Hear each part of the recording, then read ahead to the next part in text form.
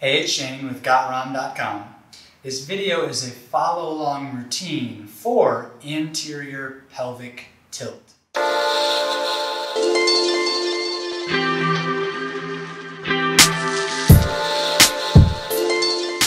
The first thing you're going to need is just a softball or a supernova or a fireball. The 4-core fireball is what I'm using, some kind of larger diameter ball.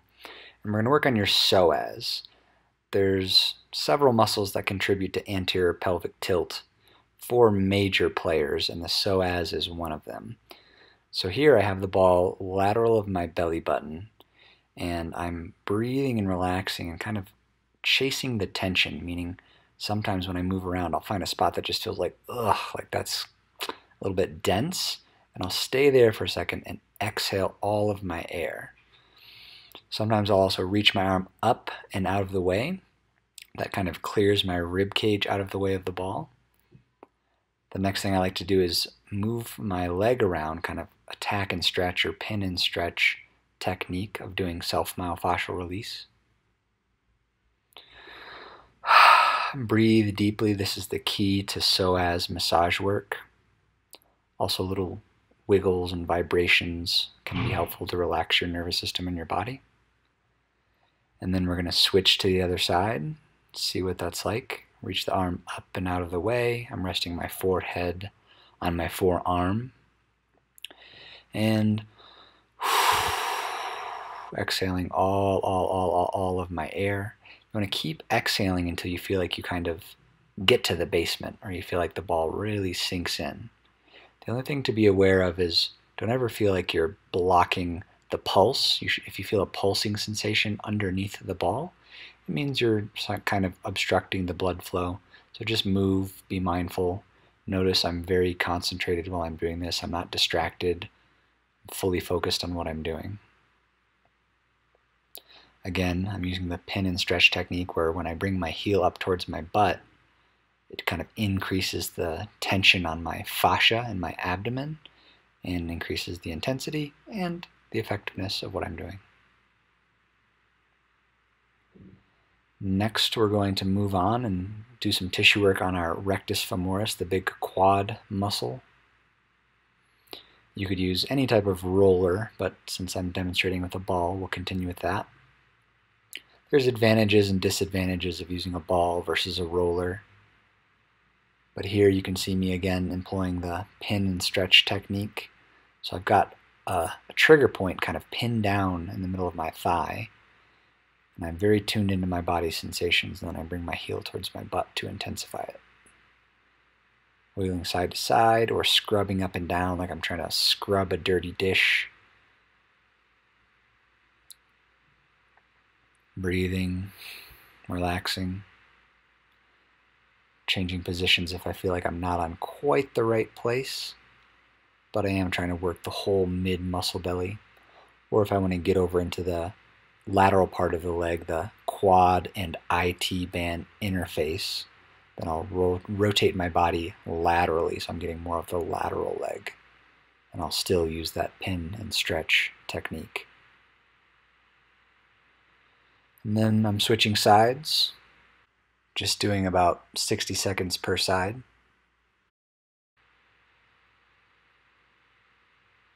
I'm starting on the IT band on this side because that's where I know my trigger points are on this side.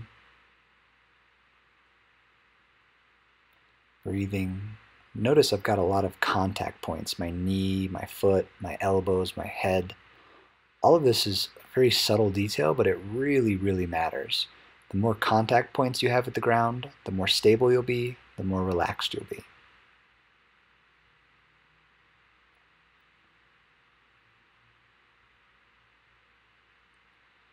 Breathing, relaxing, scrubbing, wiggling. Notice it's very subtle, the motions that I'm doing. I'm not like vigorously scrubbing back and forth. There is a time and a place for that, but in general, the more tuned in you are to your body sensations, the better. And to be tuned in, you have to move slow.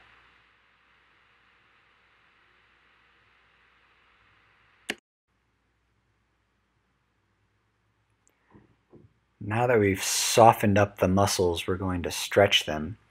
This is one of my favorite hip flexor stretches, and notice how crunched my midsection is. I'm not arching my back like crazy. That's a compensation for tight hip flexors. People substitute lumbar extension, meaning arching the lower back, for hip extension. So start with a crunch and then drop down into the hip flexor stretch.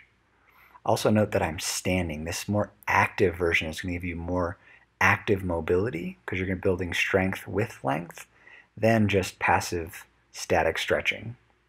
So be active. Also notice what I just did with my back foot. I turned shoelaces down and I'm lifting and lengthening, and then on an exhale I'm sinking back down into the stretch. These subtle details are super, super important. Also, I can rotate kind of towards the pinky toe side of my back foot to get a different angle on the stretch. And when I'm ready, I switch sides. I set my core, I crunch hard, I prop myself up, I brace with my elbows. Look at my hand position. My elbows flared out to the side. That helps me maintain that crunched position and gives me a better, truer stretch. On this side, my body felt like it wanted for me to put my knee on the ground. This is why there's no hard and fast rules. You got to listen to your body sensations and experiment with what gives you the best stretch. I also felt like a little reach and side bend with the arm was going to give me a better stretch, so I did that. And then again, I turned my quote-unquote shoelaces down, and then I'm lifting and lengthening and sighing and relaxing.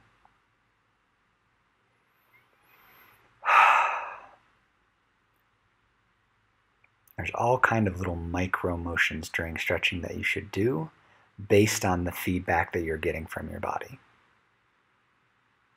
Sometimes I will actually do that sort of Instagram yoga model pose of where I'm arching my back and leaning back, but that's only because that's what my body is asking for that day, and I have a very refined sense of when I'm arching too much at my low back and when it's an acceptable amount of arch.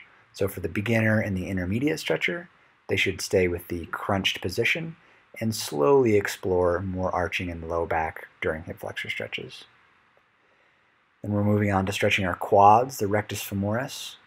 The difference between a hip flexor stretch and a quad stretch is we bring the heel towards the butt and get more knee flexion. The quads cross two joints, the hips and the knee, and therefore to stretch it, we need to extend the hip and flex the knee. You might not be pulling your heel all the way to your butt like you see me doing in this video, but pull it as far towards your butt as is comfortable. And then experiment with little changes of position, wiggles, pulling your heel closer, farther away, wiggling side to side. Very focused in on your interoception, your inner IQ, your body sensations. If you haven't ever meditated, I highly recommend a practice of meditation called Vipassana, which is centered on body sensations and will really help take your stretching and your exercise to another level, because you will gain so much more inner intelligence by meditating on your body sensations, meaning being aware of them, which then will help you listen to them better. You'll be able to tell what your body is actually asking for when you exercise and when you stretch. To move on to a more advanced quad stretch, which is probably maybe the most advanced quad stretch that I know, I hook up a band over my shoulder and around my foot. The more tension I put on it, the more intense the stretch will be because my foot will be closer to my butt. But you can also give yourself more slack if you need. You also can hold it with one hand or the other. Notice I came down to an elbow. This is super, super intense. This is like a Spider-Man crawling quad stretch. Don't know what to call it, but it's super deep, super intense, and if you're ready for it, super effective. Patiently, calmly, in a relaxed way, you can do both legs. But then we're going to move on to stretching your QL muscles, your quadratus lumborum. I say that the four horsemen of anterior pelvic tilt, or the four main culprits, are the PSOAS, rectus femoris, Quadratus lumborum, QL, and erector spinae. The last two muscles, the back muscles, are what we're stretching here. If you have the hip mobility to get into this position, which not everyone does, this can be a really good low back QL muscle stretch. And when these muscles get hypertonic, just like the muscles on the front, the hip flexors, they can contribute to an exaggerated lumbar lordosis, or pronounced low back arch. You look like you're arching your back really hard and sticking your butt out. So we have to stretch the front and also stretch the back, in addition to doing tissue work on them. So in this video, we're just going to show you the stretches. So let's switch to the other side. Notice my elbow's inside my knee, and I've kind of grabbed my toes, and then I'm reaching up. I'm thinking of lengthening my spine up and out of my pelvis, and then side bending. And when I'm ready, if I'm ready, I can grab my foot with both hands. Breathing and relaxing, sinking deeper into the stretch, paying close attention to, what do I feel in my back? If you feel this anywhere other than this kind of side back muscle area, then you need to readjust your position until you feel it in the correct spot.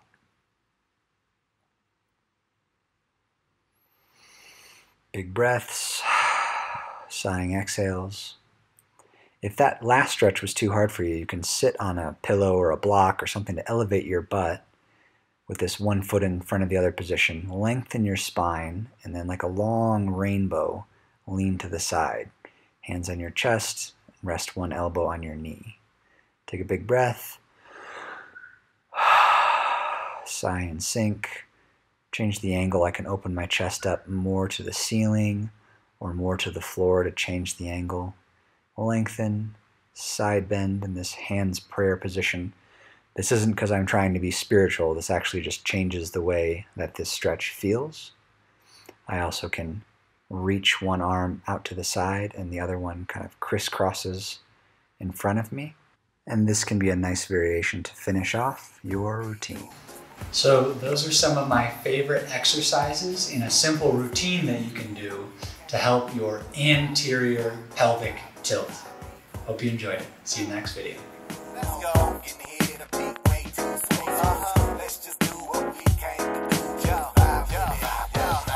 Yeah, be cool, just move with the groove. No funk in here, the beat way too smooth. Yeah, let's just do what we came to do. Just vibe with it, vibe with it, vibe with it. Be cool, just move with the groove. Let's go. No funk in here, the beat way too smooth. Let's just do what we came to do. Just vibe with it, vibe with it. Unleash the verbal blessing, prolific with herbal lessons. So kick back, chill, relax, and learn a lesson. No 9mm, no heaters, a Smith & Wesson. You'll find this rhyme stay pure without question. This time, let's vibe one time without weapons and groove through the music in the smooth session. This time, let's vibe one time without weapons and